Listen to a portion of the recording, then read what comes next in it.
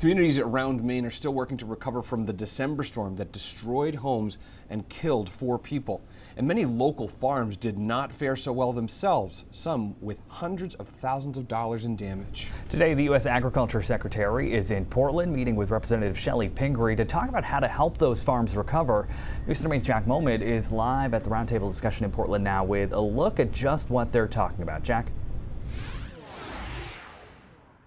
That's right, Chris and Zach. Like you said, the U.S. Department of Agriculture Secretary is here with Representative Shelley Pingree, but it's not just them too. They're meeting with farmers that are representing many sectors throughout the state in which it depends on many different kinds of agriculture, such as aquaculture, which is why they are here at the Gulf of Maine Research Institute, as well as loggers. So people representing forestries are here as well as dairy farmers. Now, speaking of dairy farmers, we were catching up with a dairy farmer earlier today. You could see the video from there. You could just see some of that destruction that happened from the December storms. The farm was in Albion in Maine earlier today. That's a prime example of those farms who are hurting from this recent weather. The farm's name is Heart to Heart Farm. Now, not only did the farm owners lose their entire farm for their cows, they are also a dairy farm, which is an industry that has continued to shrink for the last several decades due to the economy of dairy and also in recent years, periods of drought, periods of too much rain that ruined the hay crop. The farmer there tells me repairing his barn is going to be a massive undertaking and wants to see more climate resilient infrastructure funding from the government.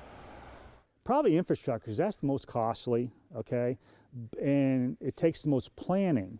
And I mean, that's the thing, that's the great thing. So now we can actually plan to think, okay, wind comes from this direction, how do we position the barns to mitigate, okay, the wind and snow and whatever. So that's something now we can think about.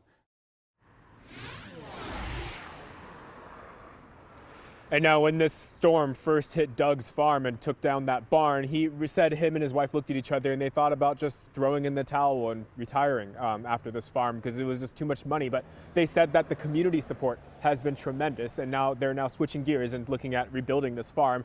They hope that they could benefit from some of the funding that comes into the future to help farmers just like himself really kind of fix themselves or make themselves more resilient for our ever-changing climate. Chris, Zach? All right, Jack Mulman live in Portland tonight. Thanks so much.